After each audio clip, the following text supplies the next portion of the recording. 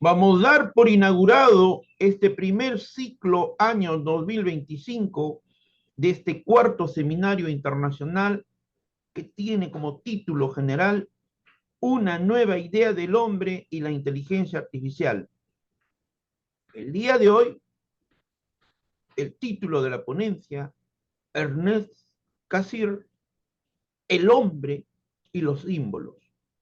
Esta ponencia va a estar a cargo del doctor Ernesto Priani Saizo. Él es doctor en filosofía por la Universidad Nacional Autónoma de México. Nos está acompañando desde el hermano país de México para el directorio del Instituto Peruano de Inteligencia Artificial y Ciudadanía Digital, colaboradores en el Perú y colaboradores en el extranjero. Siempre es un altísimo honor contar con la participación de un maestro, un académico y un intelectual que tiene conocimientos muy profundos sobre estos tópicos y es además es un investigador que en la última década viene trabajando estos campos.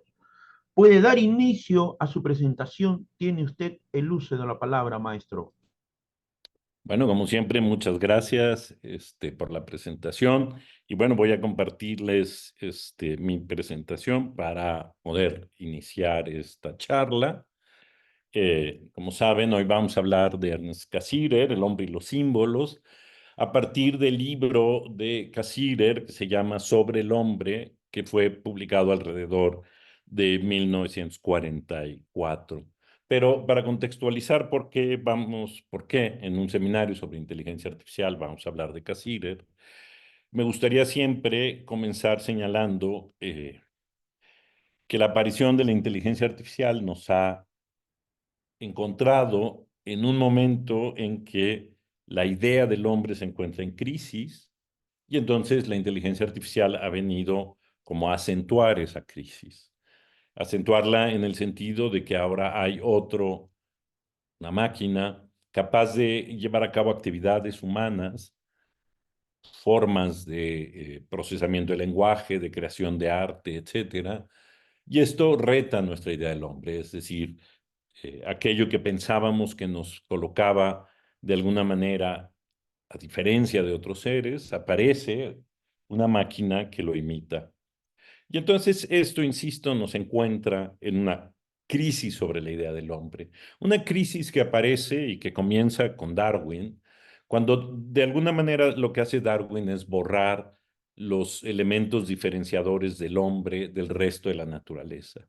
Particularmente borra, digamos, la inteligencia como un factor decisivo entre el hombre y el resto de los seres humanos, sino que en realidad él piensa que la inteligencia es parte de todos los seres y que simple y sencillamente en el hombre alcanza una condición superior, pero no necesariamente diferente. Y esto va a desatar una serie de reflexiones y de reacciones que buscaban primordialmente como tratar de reintegrar la superioridad humana, el centralismo antropológico, es decir, darle al hombre un lugar central. Y parte de quienes eh, impulsan estas ideas está Max Scheler, que ya lo hemos visto en alguna de las conferencias anteriores, y él lo que dice es, claro, ante el hecho de Darwin, nosotros lo que tenemos que proponer es una antropología filosófica que dé respuesta y que resuelva el problema de qué es el hombre. Comparte con Darwin que la inteligencia no puede ser aquella cualidad que nos distinga del resto de los animales, por lo que propone una especie de salto cualitativo, es decir, hay algo eh, que sale de la progresión evolutiva y que fundamentalmente caracteriza al hombre. Y esto es lo que sostiene, es decir, hay una especie de espíritu, le llamará, que es la esencia del hombre, que no viene de la naturaleza, sino de otro lado. Y esta tesis, curiosamente, va a llegar hasta la inteligencia artificial, que es la idea de que hay saltos cualitativos y no una progresión evolutiva, y que la inteligencia artificial hoy formaría parte de un salto cualitativo. La nota esencial en Scheller, que se repetirá y la encontraremos en los discursos transhumanistas, es que el hombre va en contra de la naturaleza por ser un ser que está mal preparado para vivir en la naturaleza y que, por lo tanto, la construcción de la cultura y el desarrollo tecnológico es la forma en que el hombre se adapta o crea las condiciones, en realidad no se adapta, crea las condiciones en las cuales puede vivir, porque sus condiciones naturales no son las propicias. Ahora, más o menos unos 30 años después, es decir, hay que pensar que Scheller escribe eh, poco después de la Primera Guerra Mundial y Helen y luego quien veremos hoy, Cassirer, escribirán a mitad de la guerra, hacia 1944. Gehlen va a tomar una posición distinta. Por un lado, va, por supuesto, a pensar que es necesario generar un proyecto de antropología filosófica, pero rechaza la idea, por ejemplo, de Scheller, de que haya una esencia que viene de otro lado. En realidad, su posición es una posición muy interesante. Lo que él quiere es tratar de probar que la humanidad es un proyecto biológico exclusivo. Es decir, que no se parece a ningún otro proyecto biológico, a ningún otro ser en la Tierra, es exclusivo y su condición no puede ser derivada, por lo tanto, de otros seres. Es decir, no cree en la progresión evolutiva. Y su idea es que el hombre es un ser primitivo en el sentido de que no se ha especializado en algo y por ello queda abierto al mundo. En ese sentido lo piensa como un ser que no está terminado, que define como práctico y de alguna manera, coincidentemente con Scheller, sostendrá que la cultura y la técnica es el medio por el cual el hombre crea las condiciones necesarias para su supervivencia. También cree, pues, que esta condición primitiva es una condición que le lleva a especializarse en la técnica y advierte en su punto, y esto será algo con lo que continuaremos hablando más adelante, la técnica se ha convertido en su momento ya en algo que va más allá de la supervivencia y se ha convertido en una razón en sí misma. Esto va a estar sobre todo en autores como Marcuse y Habermas, que veremos un poco más adelante, como una nueva visión, digamos, del universo tecnológico y del sistema. Pero la posición de Cassirer es muy contrastante con las que hemos visto. Él parte de la idea evolutiva de que la evolución ha borrado los límites que había entre las distintas formas de vida orgánica. Es decir, no hay especies separadas y por supuesto no puede haber un programa biológico exclusivo para el hombre, sino lo que hay en general es una corriente continua e ininterrumpida de vida. Este es, digamos, el marco a partir del cual él va a pensar. Ahora, su premisa, sin embargo, es una posición contraria a la de Helen, pensando que el ser humano no es, como ya lo anticipaba, un proyecto biológico exclusivo. Él sí cree que las formas superiores se desarrollan a partir de las formas inferiores, es decir, cree en la progresión evolutiva y que por lo tanto, digamos, lo que se expresa a lo largo de la naturaleza es, digamos, los mismos mecanismos que en todo caso alcanzan su perfección en el hombre. Por supuesto, sigue pensando que el hombre es el más perfecto de los seres, pero piensa, por supuesto, que eso no lo distingue en realidad en términos biológicos del resto de los seres. El método de estudio, de análisis para tratar de llegar a las conclusiones que él busca, es no seguir el camino de Scheller, es decir, no quiere hacer una teoría evolutiva de la psique humana para mostrar este salto cualitativo, sino que lo que quiere es hacer una exploración histórica de las manifestaciones culturales del hombre para identificar qué entre ellas es lo que define al ser humano. De alguna manera está anticipando la idea de que al hombre lo define sus manifestaciones culturales, pero justo lo que él se propone a lo largo de la obra que estamos comentando, que es la obra sobre el hombre, lo que va a buscar es hacer este rastreo histórico de cómo se ha ido formando la cultura humana. Porque la pregunta de fondo, una de las ideas con las que va a estar trabajando, es si la cultura sigue los mismos patrones de la biología. Es decir, si responde exactamente a la misma estructura que la biología gobierna la naturaleza.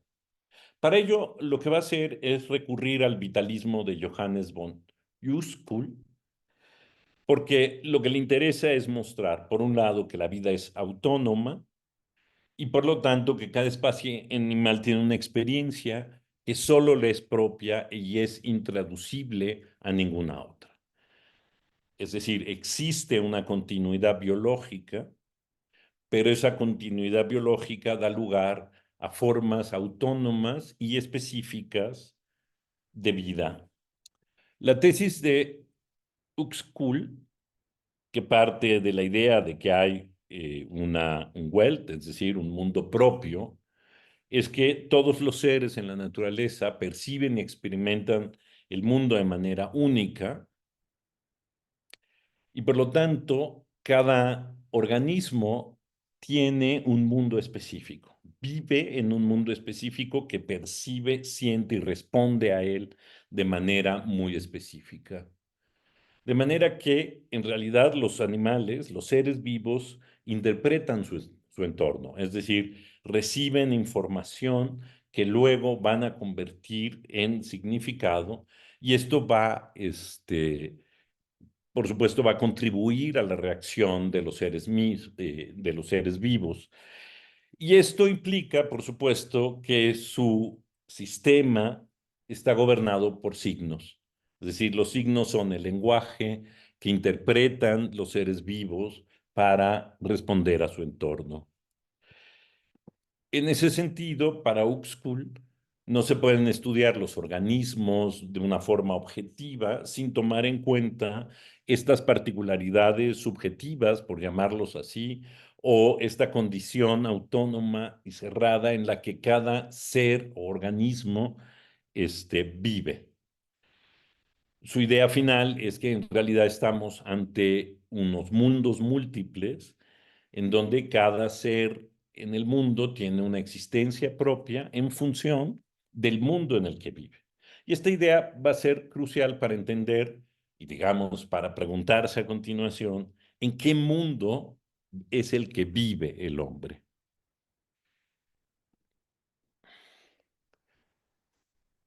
Para Cassirer, la idea central es que el mundo en el que vive el hombre debe de buscarse en el lenguaje, es decir, en la forma en que el hombre produce la lengua, es donde él cree que se puede encontrar la diferencia entre el resto de los seres vivos y el hombre, y que además esa diferencia será la que defina el tipo de mundo en el que vive el hombre.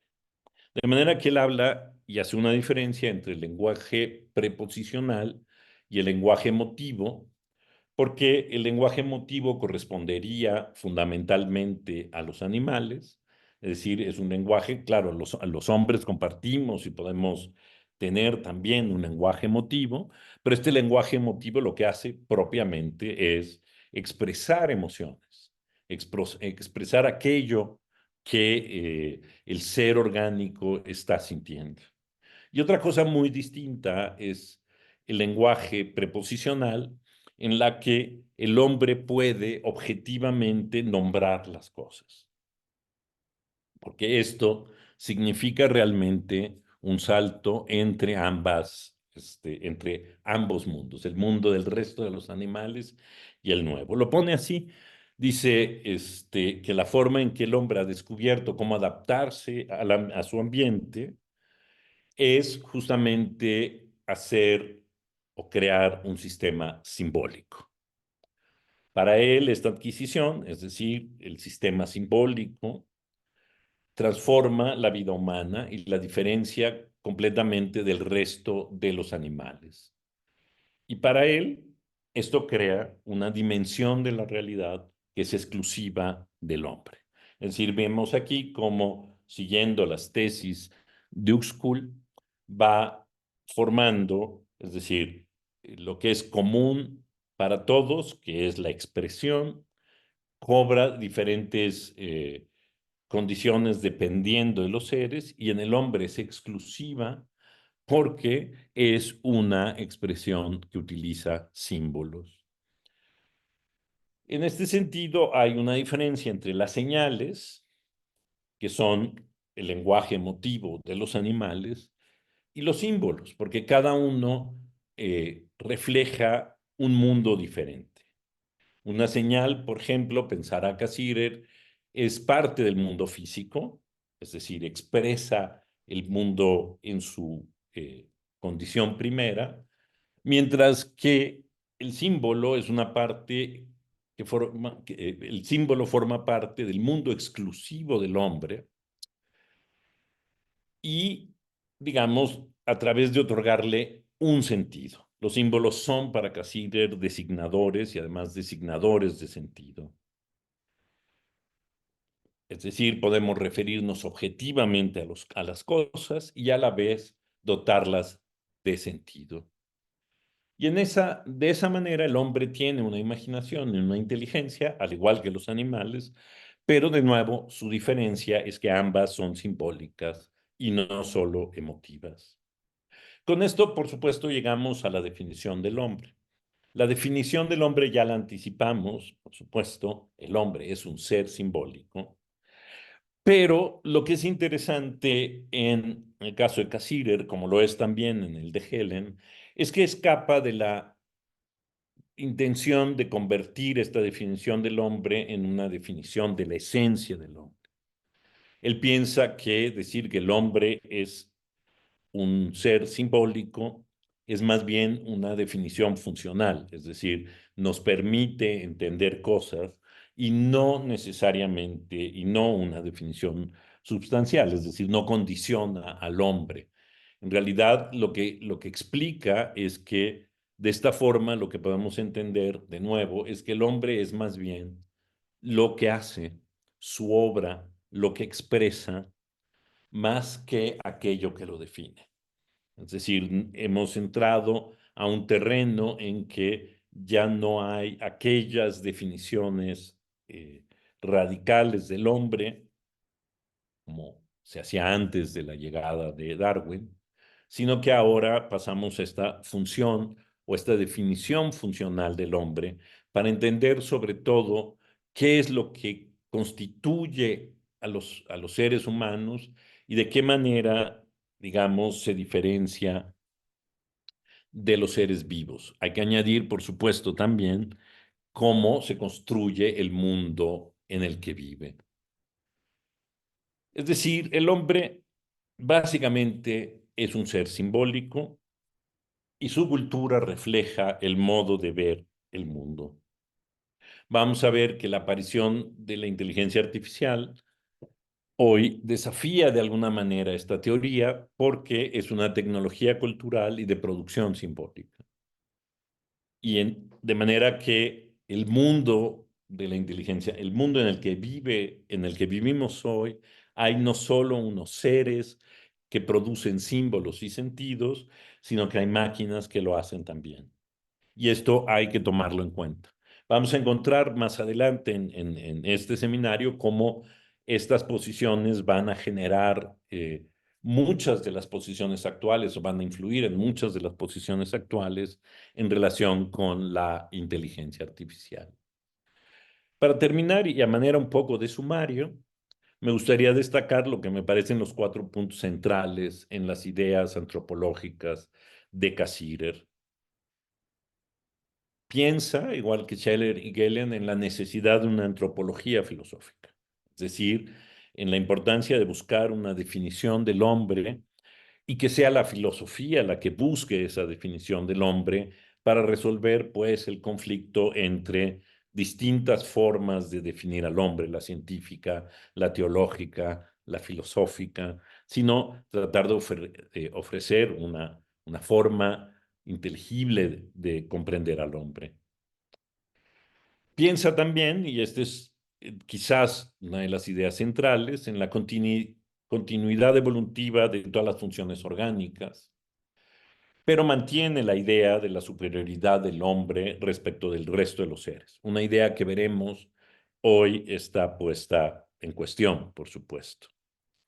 Cree, por supuesto, que la cultura de alguna manera es una expresión de la evolución biológica que es particular del hombre. Y el vitalismo de Huxkull le permite a pensar cuál es este mundo propio del hombre. Y como lo hemos dicho ya, este mundo propio del hombre es el lenguaje simbólico, de modo que el hombre se define, aunque sea de manera funcional, como un ser simbólico. Cerramos con esto la primera parte del seminario, que incluye, digamos, los tres autores que hemos estado mencionando hasta aquí. La próxima sesión haremos una visión general de lo que hemos visto hasta ahora, pero tratando de destacar, digamos, los problemas que dejan abiertos estos autores y que más adelante serán retomados por otros teóricos en otro momento. Es importante pensar que esto se da, primera forma de pensar al hombre termina con la guerra, se da, digamos, a finales de la Segunda Guerra Mundial, porque lo que veremos a continuación, es decir, después de este resumen, que son